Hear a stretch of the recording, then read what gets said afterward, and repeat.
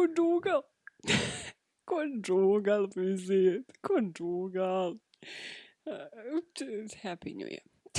I am truly that Key and Peele sketch where they just mispronounce everybody's names, you know, the replacement teacher, whatever it's called.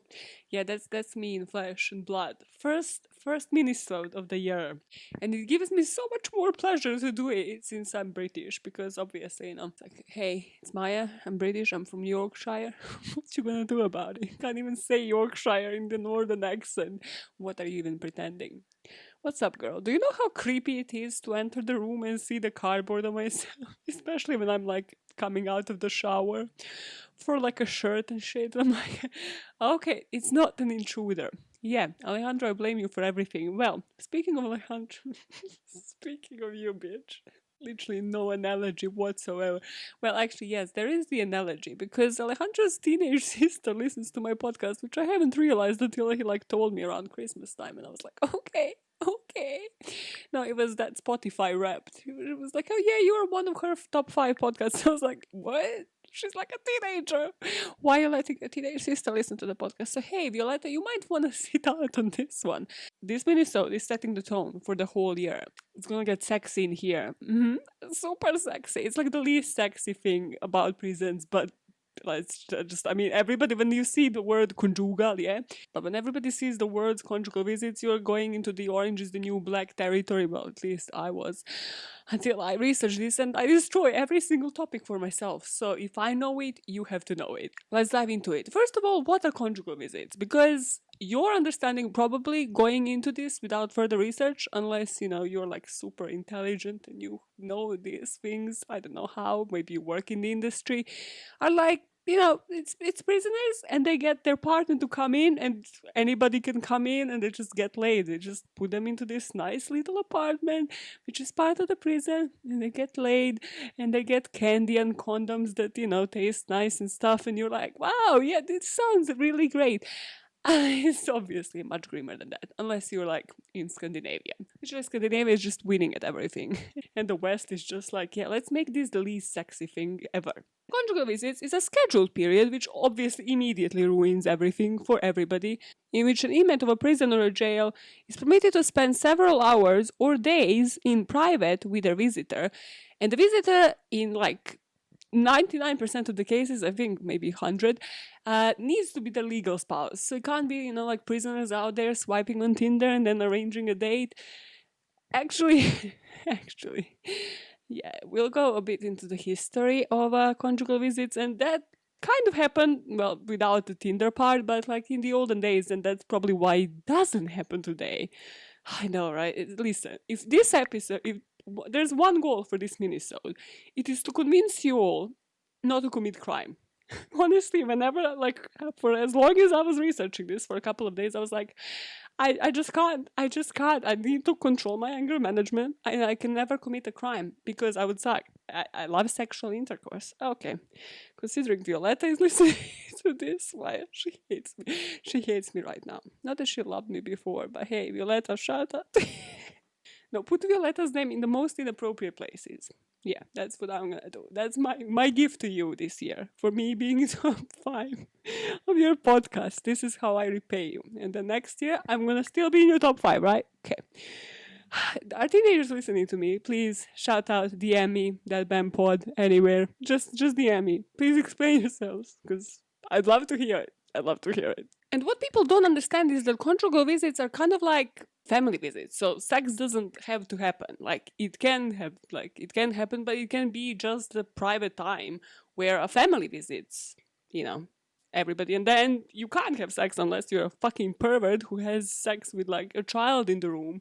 And then it's just a family visit. It's like, oh, bonding experience. So A, it provides the incentive for that prisoner, obviously, because people who get even the opportunity to have a conjugal visit have to be on their best behavior. But it's also used to preserve those family bonds and work towards the reintegration of that person into the normal life. So it's all about rehabilitation and staying strong with the family bonds, because a lot of people in prisons actually do have families outside and aren't there for life. So they're going to be reintegrated into the life, and you don't want them to be institutionalized. So this is why they should exist in the first place. And conjugal visits usually take place in designated rooms or a structure provided for that purpose, such as a trailer and a small cabin. So it doesn't necessarily have to be within prison, but usually it is. And they can supply you with soap, condoms, lubricant, bed linens, and towels, again, depending on the country. So if you're listening this and you're in the UK, you're probably thinking like, well, UK doesn't have conjugal visits, and yes, that is correct. I'm gonna go into further detail and like differences between US system and UK system, but I thought of hitting you with like some facts and kind of explanations that I wanted answers to, because I'm a keen child that wants to know how do people get laid in prisons. Because if you are living in different states in the US that don't have conjugal visits, you're probably familiar that it's not as common as you might think, because we see it on TV shows. We're like, well, every prison in every country must have them. So what are the main arguments against having it? So two things work into the favor of it. Well, against it, to be honest. So the politicians that are tough on law, and then obviously on the other side, the taxpayers that are thinking, why would my money go into providing supplies for somebody to have conjugal visits? And once you merge those two, you obviously get a lot of people who are voting for the politicians that are to be elected to vote for those that are going to be against prisoners having any liberties. And that's why in the US in particular, but also UK, everywhere really, but like a few countries, you have prison systems that don't focus on rehabilitation, they don't focus on reintegration of people into society, and hence why people reoffend. However, obviously, repercussions of this are that leads to reducing of the family visits. So it's just this circle of hell where nobody wins and nobody gets laid and nobody gets time with family. If the politicians can't like actually convince you because it's like, oh well, why would your taxpayers' money go on to this? Well, then the most obvious and the weirdest part of all of this to me is the gut instinct that they go for, and that is, well, what if, listen to me carefully, what if a child is born into prison? And I'm like, okay, I get that you can't count, but this is why you provide contraceptives for those visitors. Like, this is why you ensure that they you kind of give them a lecture, or you ensure that they have access to contraception, to the pill, if there are females in there. I don't see this. I just don't see it. I mean, I guess like anybody, you can't actually be in the room with them while they're like doing it. You can only be outside, so you don't really know if they're using condoms and shit. But this is why I provide contraceptive. This is a very easy solution. And what we forget is that this is already given to the honorary prisoners. And what I didn't know is, I think this is the fact from the US, that they actually have to check in every 4 hours of the visit. So let's say you have to spend like 8 hours, 24 hours usually. It is like around a day, or 42 or 72 in like the more lenient places. So let's say you get to spend 24 hours with your family. You need to check in with a guard that's like out front of that flat or wherever you're staying. And both parties, or more parties if it is like a family, need to check in to see like everything is okay.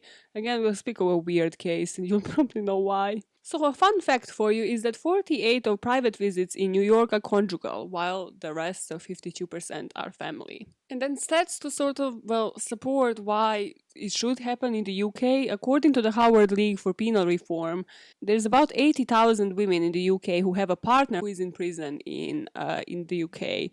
And according to Prison Reform Trust, the average distance an individual has to travel to visit their partner in prison is 60 miles.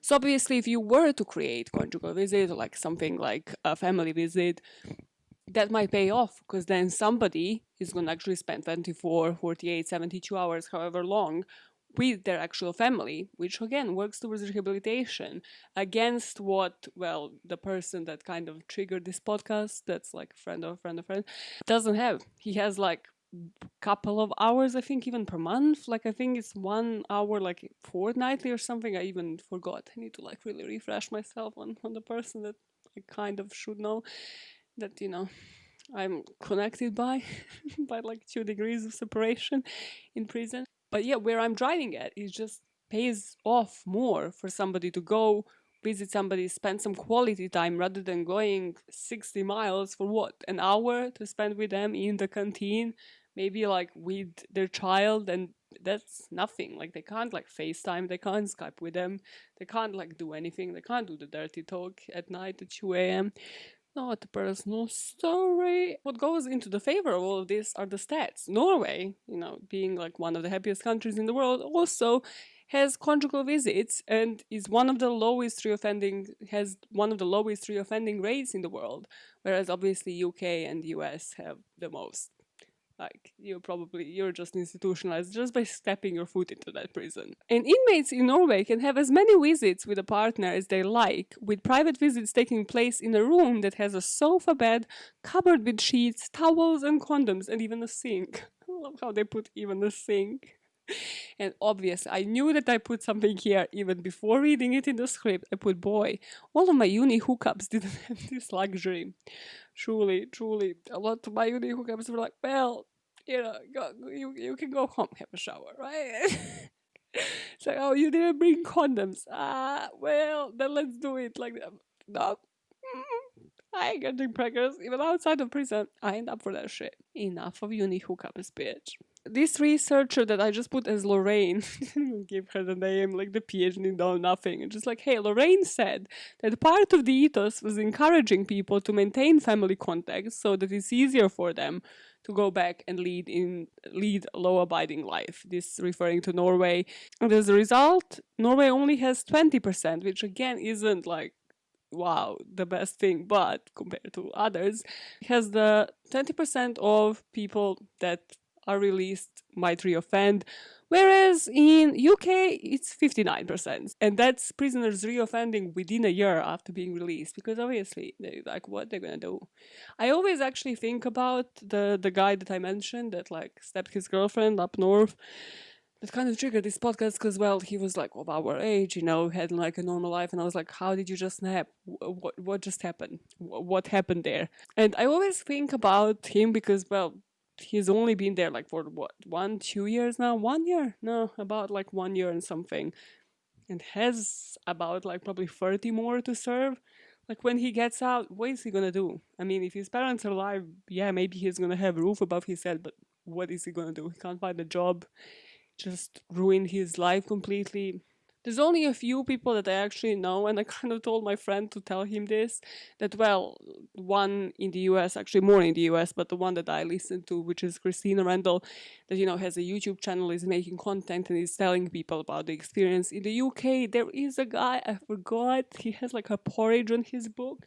Sorry, I don't know you, but I think he was in prison for like a year for some white collar crime. So again, there's only a couple of people that once they get out, they're like, okay, cool. At least, I'm a creative person. So like during the prison, I was keeping a journal, or I was keeping it all in my head. So I'm going to make something out of it.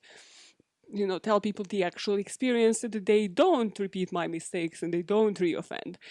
But again, what percentage of people is that? And like they also have to have conditions to do that. It's not like they can, come out and do that from the streets. Why are you going off tangents constantly? So some countries that still don't have conjugal visits are UK, Japan, Hong Kong. Well, I put that's actually a city. Like I think this is Wikipedia. I was like, Hong Kong ain't a fucking country in itself. Ireland and New Zealand, which I was surprised about Kiwis. I was like, yo, Kiwis, you liked my Kelly Lane episode. Why don't you completely unrelated. Why don't you support sexual intercourse? I thought you were chill. I thought you just surf your whole day and have sex. Wow. That is truly the stereotype that nobody had of Kiwis but me. Hey Kiwis, what is your stereotype? What do people think about? Yeah, because I always would think about like Aussies and Kiwis that are just relaxed with a bit of a weird accent, but just like chill, like, laid back. This is why I'm like, why are you tough on low? Why are you tough on this? Germany is just Germany. I actually want to cover this case because they allow prisoners to have conjugal visits, but the screening is tough. And that is because in 2010, like 10 years ago, an inmate murdered his girlfriend and attempted suicide during a visit, which led to change in rules and just tightening about security of like, what are they bringing in and what are they doing? I need to find that case to find more details on that. Germans, tell me about it. Yeah, maybe you do the work and I'll just tell a story.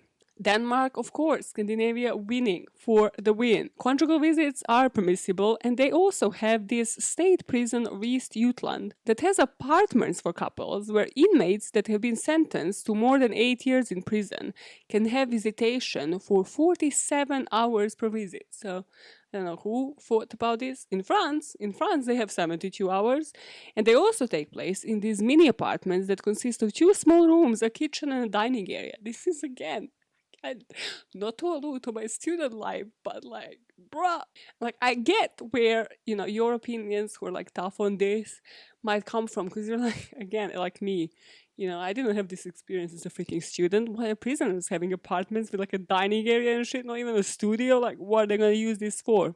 But again, think of them as home visits. If they bring children, they need, like, to shut the door.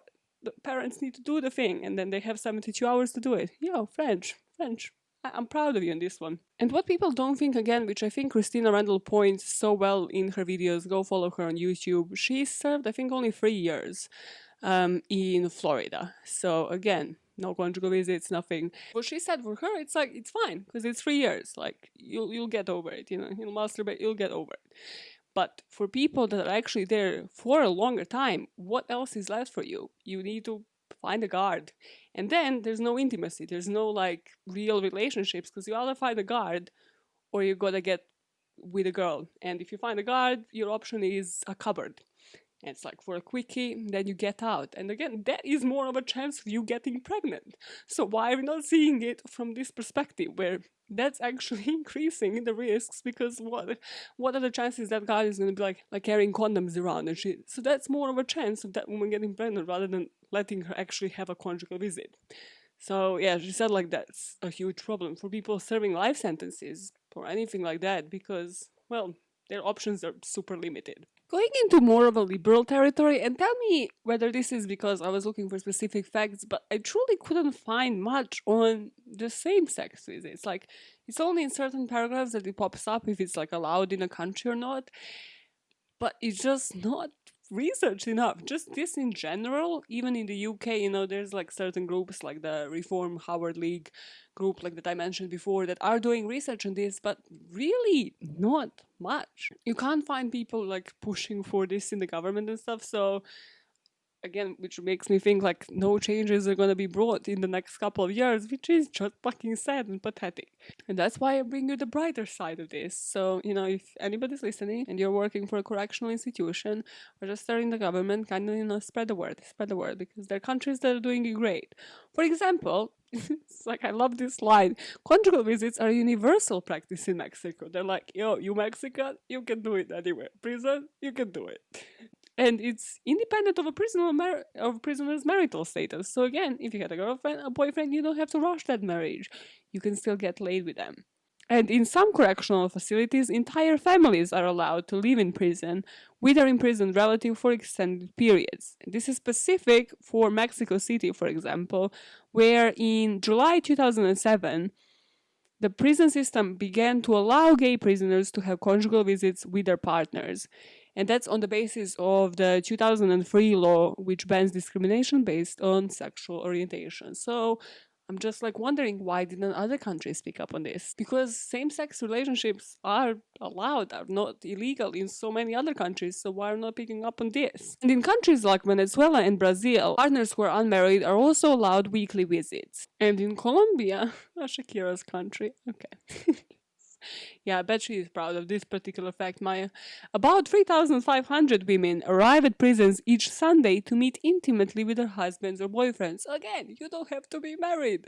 And this is so... I just don't understand how our countries in South America so, like, chill about this, whereas, their neighbors up north are like, no, we're super strict, like, look at this politician has been chosen particularly for this. You're like, does he have, like, bigger priorities, maybe just give this somebody focus on this. In the UK, and this I find so fucking bizarre. So obviously they're not allowed, but they are allowed home visits, so they can actually go home. But this is allowed only to prisoners who have a few weeks to a few months remaining of a long sentence. So what the fuck is the point?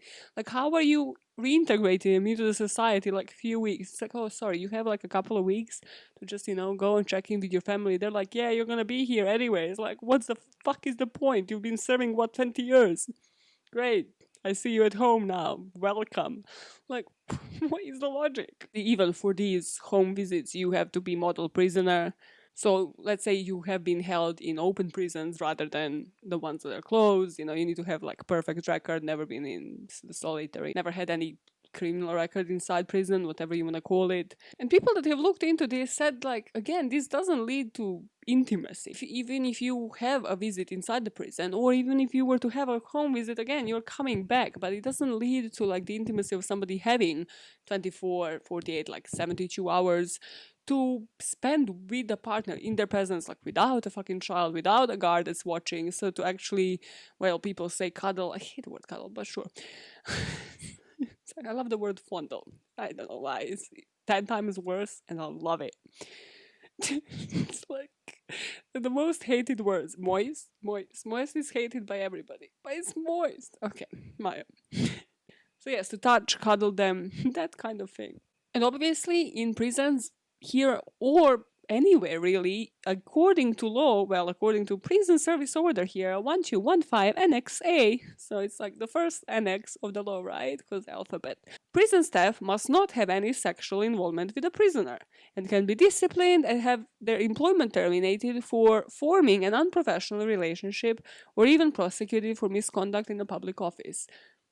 Again, bringing it to Christina Randall, everything that she says in the videos, yes, completely understandable. But then also one of three options, one being masturbation, I guess. But yeah, if you want contact with another human, what else you're left with? Same sex or the opposite sex, and who else is opposite sex but people who work in prison? Don't commit crime. That's the point of this whole fucking thing. Because I would just be there like racking my brain, like, what do I do? How do I get off? Okay. Hey, shout out to Violetta. This episode is dedicated to you. It's gonna unsubscribe straight away. Ah, God. And what I put is something that not many people see from this way is that we don't think about this as coercion.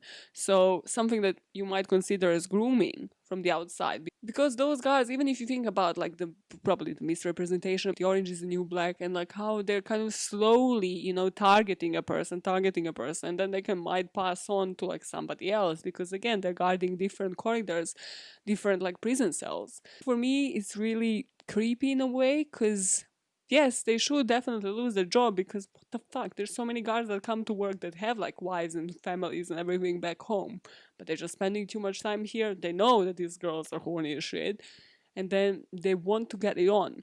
And I bet politicians aren't spending their time thinking about this from this way. You're ruining so many lives in the process because you don't understand like the psychology of like, well, people see it as having options and then they go for the option that's less risky or most appealing to them. And if they are straight as fuck, they will probably go for the guard, even though it is risky as fuck because, well, both of them might have repercussions. So think about prisoners for fucking second. Pretty much that's it when you're looking at it from the UK perspective. It's just like, hey, it's prohibited, the guards will be fired, and that's about it. So, there's a lot of work here to be done, and I don't see it done anytime soon, which is just truly shitty because it just means we are not investing into actually rehabilitating any offenders. How are our people across the pond doing? Well, let's go down a bit in history in the US. The first implementation of conjugal visits started in Mississippi. And it started in this Mississippi State Penitentiary. And of course, because this was early 1900s and they were racist motherfuckers, it was enacted actually to convince black male prisoners to work harder in their manual labor. So how did they do this? Who did they bring? Well, they brought sex worker, which back then they referred to as prostitutes. So it was kind of, prisons worked technically as a brothel. So like they were, well, for free, working themselves for free, dusk to dawn, and then at night they would be like, well, here's your prize. Here's these brothels that we are not really even checking for like sexually transmitted diseases. So go on and have a feast. So on Sunday afternoons, they would bring in these sex workers, and those sex workers would charge 50 cents for the services. So basically, we pay you in sex services. So it's kind of like, hey, I'm dangling this carrot, like be productive or you won't get laid on a Sunday. Like, wow, used to go to church on Sundays. What the fuck is this? And by the early 1990s, 70 states had conjugal programs. However, this with years has decreased, and now there's only 4 states that currently allow them, and those are California, Connecticut, New York, and Washington. And since June 2007, the California Department of Corrections announced that they allow the same-sex conjugal visits, but again, the couple has to be married. Which again is good because it complies to this 2005 law that gives the rights to domestic partners the same way that it does to heterosexual couples. But again, I'm just thinking about it. Well, that's now only 4 states, and again, maybe they didn't have a chance to get married because it was still taboo or because it was just passed as a law. So maybe they still didn't get a chance to get married before somebody got in prison.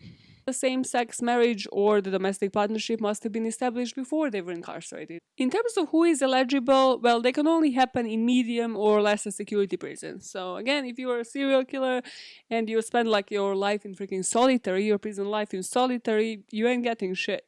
And what I find weird, I don't know where I found this article, it's one of the things in the sources, I don't know, but it varies from state to state, again, which makes me think like, why isn't the law, it's 4 states, we can make it, general, we can make it the same law for 4 states, you don't think so? No. They're ineligible if they committed any of dozens of infractions that include fighting and swearing. I'm so fucked. If I ever commit an offense, like, I'm just so fucked, even if they make it legit. It's like I can't spend like freaking 60 seconds without swearing. Okay, slight exaggeration, but definitely not an hour without swearing. So, why didn't my parents have a swear jar? And then they will, just dangle it and be like, one day it will become useful. Because you have anger management. You might land in prison one day.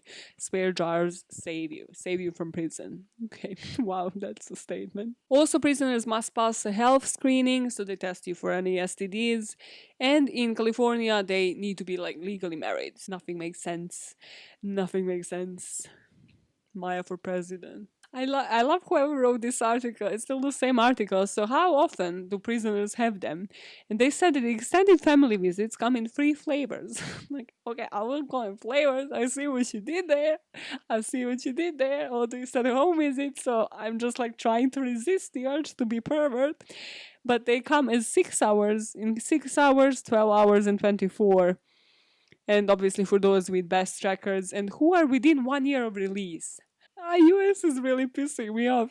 So also these visits are allowed on average once or twice a year for eligible convicts. So it's like 1 year before you go out, you can have sex twice.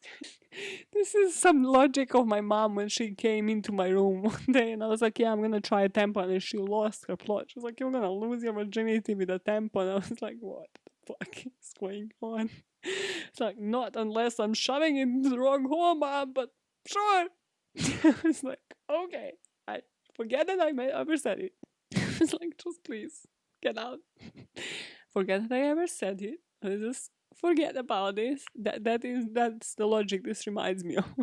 Have I just said the other day? Like, what did I say? I just said like the other day, like this didn't happen like 10 years ago. The other day, yes, I'm a virgin. I'm married for 4 years, but I'm untouched. It's like, mom, I haven't been deflowered yet. I said, it's like not even with a tampon, mom. I'm saving myself for, I don't know what I'm saying. What can you save yourself for once you're married? That reminds me. That reminds me of this guy who was like, I was like trying to, chat me out. I don't know, some random fucking dude, and I was like, I'm married. He was like, but is it serious? Like, when does it become serious for you? Like, is it when I'm pregnant? It's like, what you mean? Is it serious? How more serious do you want it to be? So hey, yes, mom, never. Nobody will ever take my virginity. Where was I? Violetta, Violetta. Kalashnikov, Kalashnikov. So where do they take place? They happen in these private apartment style settings, and it's within prison in the US. And the rooms will be equipped with sheets, condoms, soap, and towels. And again, why they're not widespread? Because in New York, the former governor in 2010, he planned to spend 800,000 for two double wide trailers for conjugal and family visits. So again, kind of like in Scandinavia, for it to have space, so the children can be in another room and the parents can have some privacy time and they can rejoice for family visit. But the plan never happened. Like, okay, we just forgot about it. Some other politician might take it at some point. And same-sex couples can only visit one another in California and in New York, but also only if they got married before one of them and landed in prison. That's the only way to win the system. If you're a same-sex couple and you commit crimes together, you're the Clyde and Clyde, and then you commit it, and then you're in prison together, and then you're having your beautiful life together. Okay. And you're living in unity together. That's one way forward. We should all follow it. Yeah. Listen, don't commit crime. Don't listen to me ever. And not just that, but I thought like, okay, they must be free everywhere. No, they are free, but in Washington, you need to pay. It used to be £5 a night, but now it's £10 a night, and food is not even provided. So like, what the fuck are you paying for? Which I'm like, okay, this might be a way forward, because if the government is like, well, it's taxpayers' money, and then people are like, well, it's taxpayers' money. Well, then maybe, yeah, use the money that they get to spend in the canteen, or like that their family sends them. Divide that money and maybe pay for conjugal visit like every month. Or again, it wouldn't be fair technically because not everybody has access to that money. But it might be one way forward that's reasonable, that can be reasoned with the people and can be reasoned with the politicians. Although personally, if I was to have somebody in prison, they had to pay for me to come there, I wouldn't feel well ethically about it. You know what I mean? I would really feel like, hey, are you paying for my services? So yeah, I think like the reasonable public would see that from maybe that way, and they'd be like, yeah, no, make it free. My conclusions. This is the conclusions paragraph. People making the decisions aren't reasonable because we all know releasing those spermies will make you more at peace. But true. Just I put it very shittily, but you get what I mean. If you are there, just like sexually tense, like you are more likely to get into fights. If you didn't get laid, you don't have like how to are out of your choices. You don't want to masturbate like in the room with like five other women or whatever.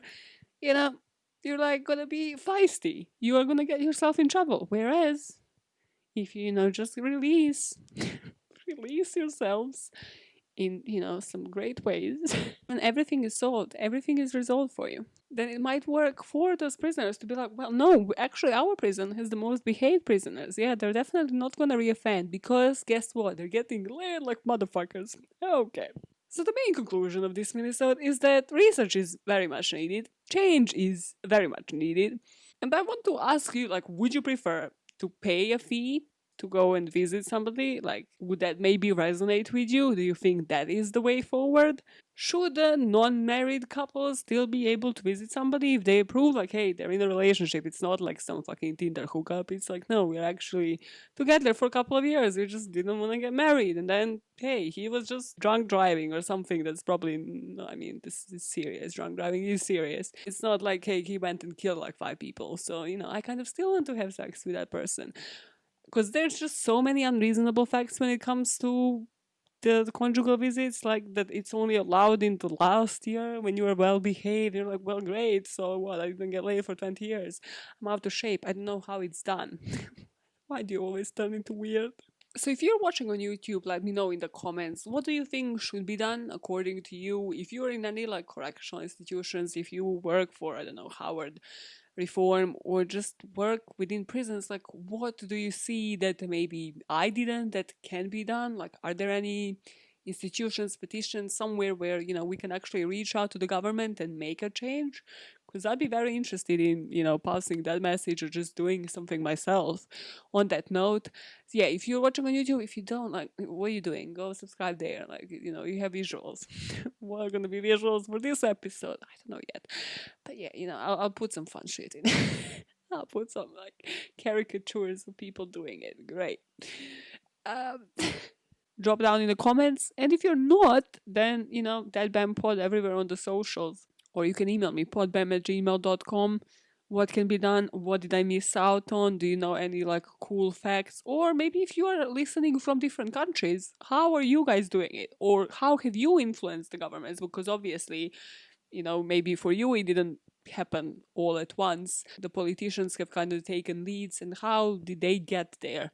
Because that would be super interesting to know, because it's obviously in other languages, and then you can understand those languages, and then you can translate it to us, and we can know, and we can follow those steps. Because especially during COVID, I'm just thinking to myself, I'm like, if I was in these shoes, what would I be doing? Like, what choice would I be taking? Because it doesn't seem like there's any great ones. It's like cupboard versus the same sex. Yeah, I'll probably go for them. Because then, again, it's intimacy. It's human. It's a human. It's somebody that you can scooch you, spoon you, cuddle you. Are you uncomfortable yet? Well, if you are, hey, you're getting out of this Minisode in a second. Because I don't have the outro for these. So, yeah, happy Friday. This year is starting weird. This is the note we're gonna follow on. Just weird and sexy. Yeah, how are you gonna make other ministers sexy? You didn't make this one sexy. You spoke about losing virginity with a tampon, Maya. You see, he got me a cutout picture of myself, and I'm still talking to the room, to the ego in the room. I think like I'm gonna need to put her here and then freak myself out and make eye contact with myself. You don't care about that. Happy Friday. Enjoy your weekend. First weekend of the year. Aren't you excited? No, it's not. It's not. It's the first weekend has passed. Aren't you excited? What are people excited for these days? Yeah, hit me up with that. I would very much like to know what excites you when the weekend approaches now. What do? You just catch up on Netflix and on podcasts like me. Yes, I miss you. Hey, it's a new year. New us. Keep making the world a better place. One motive at a time. Bye, fuckers!